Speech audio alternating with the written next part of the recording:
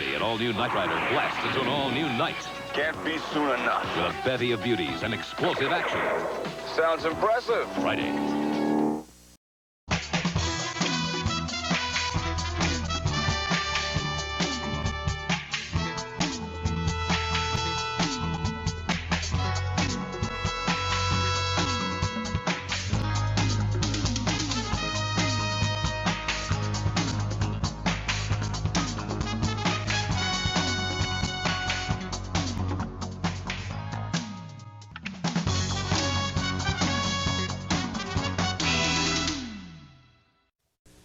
It's an all-new Action Friday. An all-new Knight Rider blasts into Fridays with sexy bikinis and explosive action. Sounds impressive.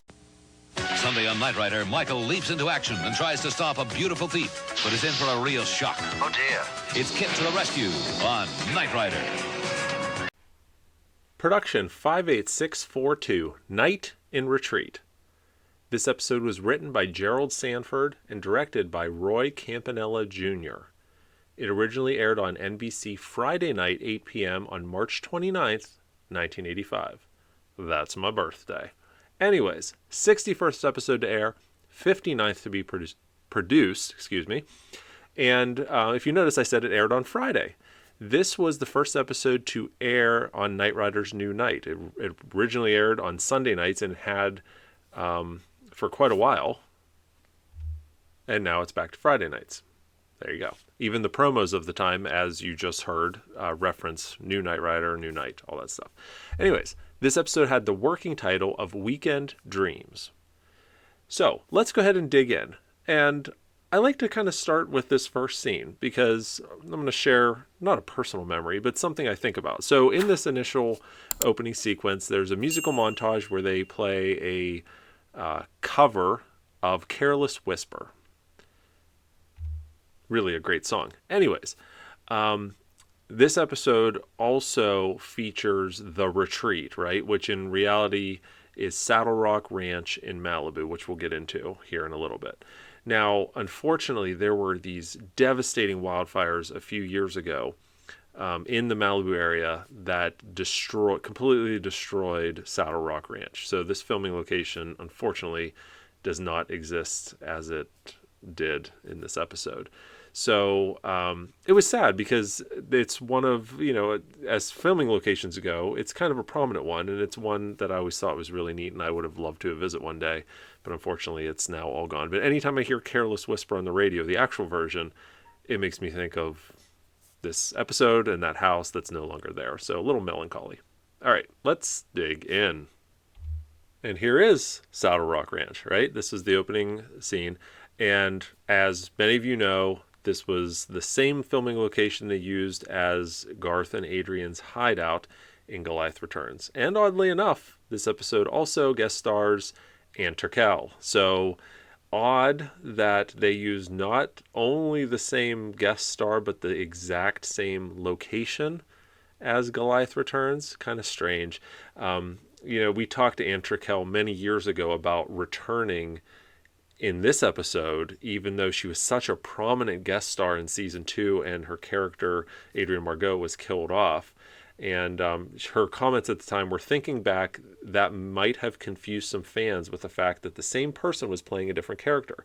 I think all they had to do was a quick flashback to the cliff at the end of Goliath Returns and have Adrian running from the scene. I think that could have worked and would have been easy. It sure would have been a great way to have the character return for a third time. I agree. It would have been neat to see Adrian Margot one more time.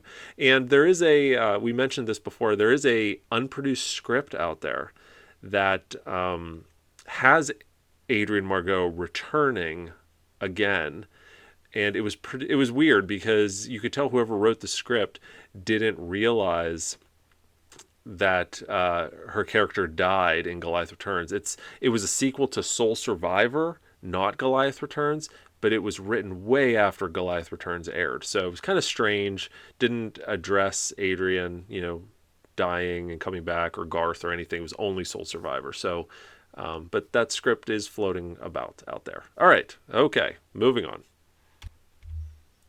And one more comparison. Not that you need it, but there's in Night in Retreat, what you're seeing here.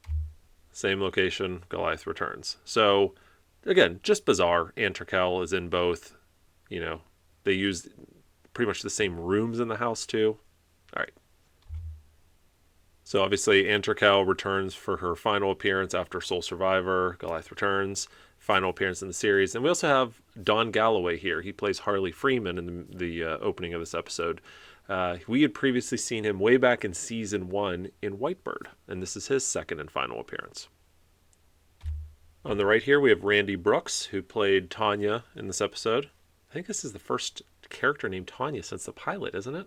Anyways, and oddly enough, she kind of looks like Phyllis Davis, who played Tanya Walker. Just a coincidence. Anyways, she was an actress through about 1990. Then she left. Been married for nearly 40 years, has 3 daughters, and she's doing other things besides acting. But pretty good here as Tanya. And it's strange because if you read the script, the first time we see Tanya, right before it, there's a note that accompanies the script, and I think that was to help guide maybe the casting director, but it actually ranked the ladies of the retreat as to how pretty they should be, from least prettiest to most prettiest. Imagine trying to get away with that in today's society. You never would. But according to the script, Adrian was top tier pretty. Tanya was second, and then the other ladies were below that. But just an interesting sign of the times that you wouldn't see today. And we have Tanya kicking Harley Freeman's butt. Clearly not Harley Freeman. This is, in fact, Andy Gill, Jack Gill's brother, who did a ton of stunts in Knight Rider. And you get a pretty clear look at his face for half a second here. And holy makeup, Patricia. For some reason in this episode, she's wearing a ton of makeup. Way more than she normally wears. But there you go. All right, so take a look at this sequence. So we have Bianca here at the retreat talking to one of her... Is that Monica? I think that's Monica. Or is it Veronica? I can't remember. It's one of the two. Monica or Veronica. And getting ready to go over to talk to Ted Cooper. This guy right here looks like he's from the Love Boat. Anyways, so she's walking over. This is the same hot tub that we saw in Goliath Returns where Adrian Margot was in the hot tub, and Garth comes in his limo and walks down and embraces her and all that stuff. But anyways, so take a look at this. All right, we've got Bianca walking towards Ted Cooper right here, sitting in this chair. All right, I want you to keep that in mind for just a second. So while that event is going on at the retreat and Bianca's talking to Ted, Michael and Bonnie are over here at Harley Freeman's house, right? And in reality, it took us a while to find this house, but in reality, here it is in Santa Clarita, Estoril Street, 25699. And there was a guy named Kevin Reich who posted some photos. He lived in the neighborhood, and he posted these photos on a board of when they were filming at that location, which I thought was pretty cool. So I'm going to share them here with you. He posted them publicly on, I forget, maybe a Santa Clarita message board a couple years ago. Anyways, so they're inside, and then we see this. We see Bonnie looking at this picture of Bianca. Does anything look familiar?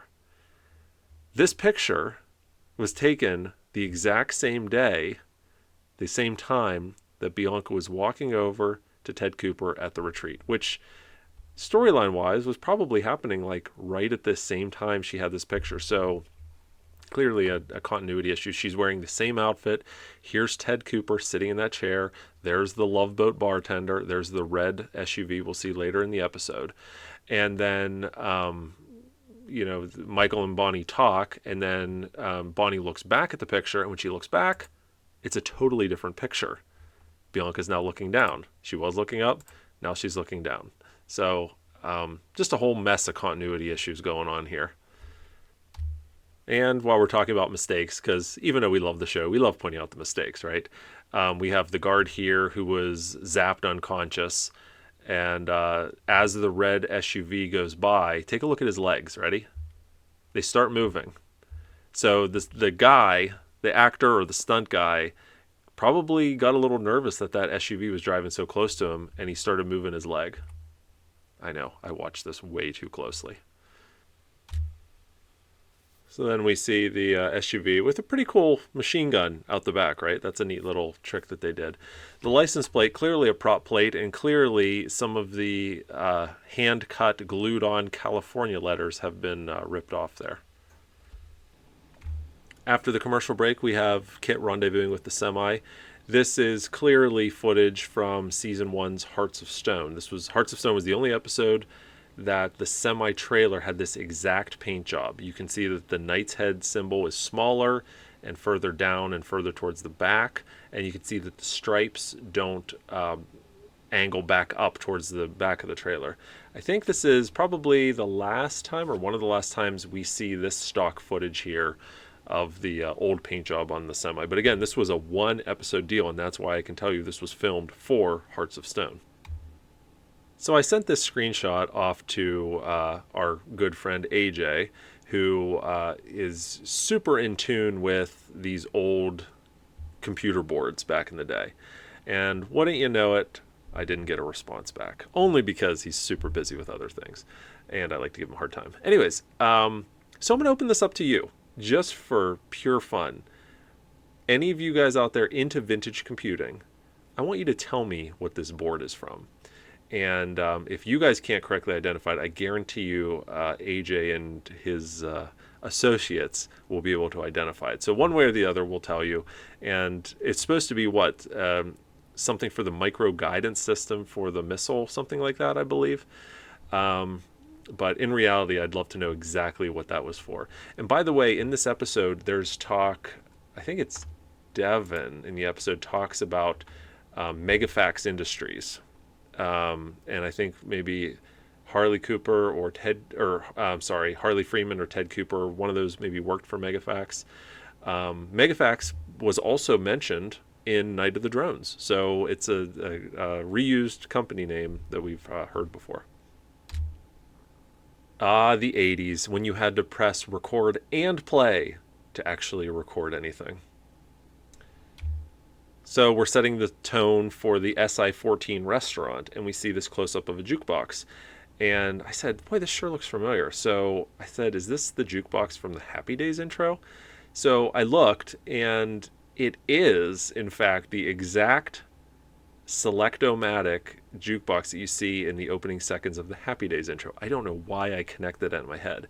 Now, I don't know if it's the exact same footage. It almost looks like it's a little bit different footage, but I think it's actually from the same...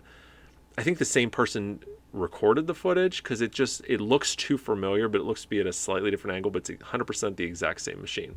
So are Knight Rider and Happy Days in the same television universe? You tell me. And then we do see just this beautiful, this is one of the nicest shots of the hero dash we get in the entire series.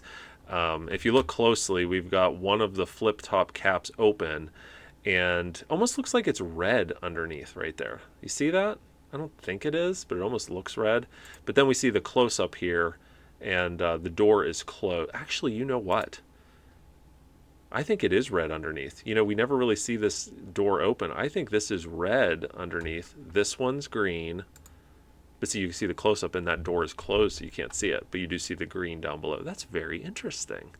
Never noticed that before. But yeah, this is one of the nicest shots of that hero dash we see. And then the insert lower console here. This is not actually in that car. This is on a sound stage. And we can see that it actually it worked to some degree, right? You could put a cassette tape in and pull it back out. And the reason you could do that is because this wasn't actually in a Trans Am. There's actually space under here to mount this whole head unit, where in the car you wouldn't be able to do that. You'd have to cut it down. Be sure to take a peek at our exclusive merch, not found anywhere else, like our Knight Rider Historians and Semi-Restoration Team branded apparel, along with our line of Garthware, trademark pending. T-shirts, hoodies, even coffee mugs in a variety of colors and styles to suit every taste. Your purchase directly supports this channel and helps us to continue bringing you awesome content. View the merch below this video and click on the link in the description for our entire catalog. So Michael is preparing to grab the sun. This is the left-hand blind drive car. And for those of you interested in the number of cars they use in this episode, believe it or not, they only used 5 cars in this episode, which, you know, previously they were using 8, 9, 10 an episode. For Night and Retreat in particular, they only used 5. I guess that's all they needed. They have the hero car, the right-hand blind drive car, the hardtop stunt car, this left-hand blind drive car, and the insert car for season 3, and that is it. So years ago, when we talked to Jack Gill, he told a story specifically about this paragliding scene, or hang gliding scene, whatever it is, and he recalled some of the challenges with it. And he said one of the things that was touchy during the shoot was that it was pretty windy that day. We had already done the scene of the parachute jumping out of the helicopter and parachute in as if he is going over the fence to the inside of the compound. But we still needed to do the blind drive of Michael Knight being pulled up by KITT to start this thing. I had David run behind the car with the parachute, and I'm blind driving the car. I said to him that the parachute wouldn't really pick him up in the air, and even if it did, I would be looking in my mirrors and trying to slow down. I didn't want David to be 10 to 15 feet high in the air and then the parachute stalls on him. So we were very careful about that, but David did have to run pretty fast behind me to get some air in the parachute. So then they were ready to shoot the scene, and the production got a real parachutist in, and Jack ended up dragging him up in the air. The minute he disconnected from the cable, Jack says, I got above the mountain range. On the right-hand side of KITT was a high mountain range, and there was a lot of wind blowing over the top of that range. So as soon as he got enough altitude to hit that wind, it pitched him sideways, and he swayed right and left really bad and came in for a very hard landing. Luckily, he was not hurt, but it kind of scared everyone because he flopped pretty hard with the wind. It's a good thing, Jack says, that I didn't let David go up because it probably would have killed him. But because they had a skilled parachutist, he had a hard time with it, but luckily everything was okay. So this one simple scene turned out to be pretty difficult. And there's Dr. Michael Knightwood, again, not wearing his Comlink watch, but a pale copy of the original. And we've got Sheba, the little cub inside a KITT, gnawing on the steering wheel, which is great. This is the hero car, but I guess they kind of needed to use the hero car to show this close-up. They couldn't really use one of the stunt cars. And a new feature for KITT, Sub-Zero, frosts the entire inside. They did swap out the cars for this scene. This is the hardtop stunt car, and I don't know if they just shot like a fire extinguisher or something in there, but you can see how it's definitely cold, and how it, you know, frosted up and created all these little ice pellets around the outside of the windshield. But then we see this scene, it's still that hardtop car, but now, you know, you could tell that they clearly just frosted the windows separately, and you can see they didn't even bother doing the rear hatch, which technically should be frosted as well. So backing up, there's a note that accompanies the script back when Tanya attacks the courier right before the first commercial break.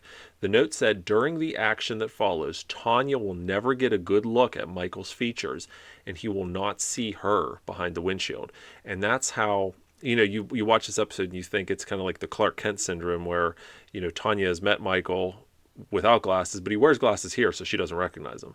Well, that note kind of gives a little bit more detail behind it, as they just never got a good look at each other during their first interaction. But obviously she kind of recognizes him, and then when she sees that his glasses are fake, that she confirms it.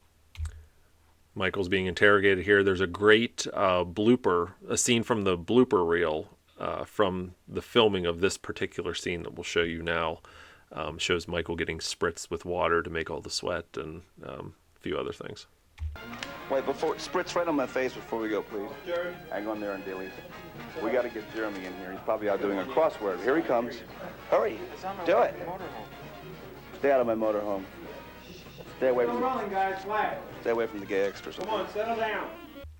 Right-hand blind drive car. We can see the bulge behind the seat here.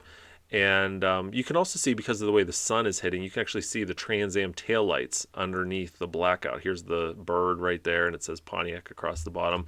You know, we had talked in our episode commentary, previous one on 10 Wheel Trouble, about some of the Knight Rider cars had their taillights harnesses disconnected, or they put a blackout on there you couldn't see through, one of the two. But this particular car, which was the original Hero car,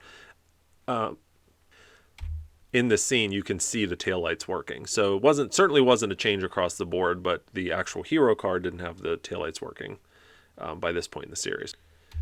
And once again, a cameo appearance by Al Jones, one of the stunt guys. He did a lot of driving. He drove Goliath. He's driven the semi. He's been in a ton of different episodes. And clearly 3 stunt women. That's not Ann Turkel and the other 2. That's certainly not Randy Brooks as Tanya. And then we have the fight between Michael and Tanya on the top of this box truck, and you can see that it's daylight outside, but all the close-ups are at night. They have it lit, and it's at night. You can see it looks to be a star in the sky, maybe something like that. And one of the most commonly reported bloopers in the series, I think, is a driverless KITT is chasing Adrian in the 4x4 and hits the turbo boost to jump over the 4x4, and we see a finger pressing the turbo boost button, and then we just see KITT jumping over. Obviously, this is all model work. You can tell that these are not actual vehicles. And now we're at the left-hand blind drive car. You get a quick point of view shot from inside the 4x4. We could see that we've actually lost the hubcap here, which is kind of rare. There's not too many times in the series where KITT has lost a hubcap, but this is one of them. And with that, Night in Retreat is over.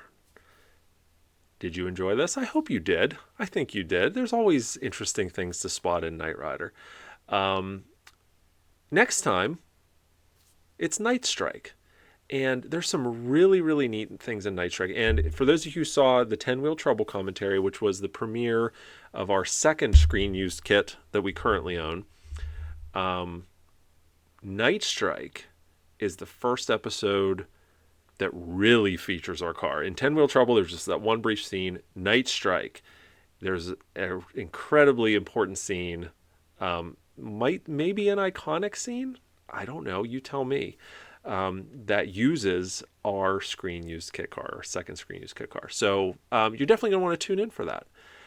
If you're not subscribed, do me a favor and hit the subscribe button and like this video. You know, we certainly appreciate it. It motivates us to continue making these, hopefully, awesome videos for you.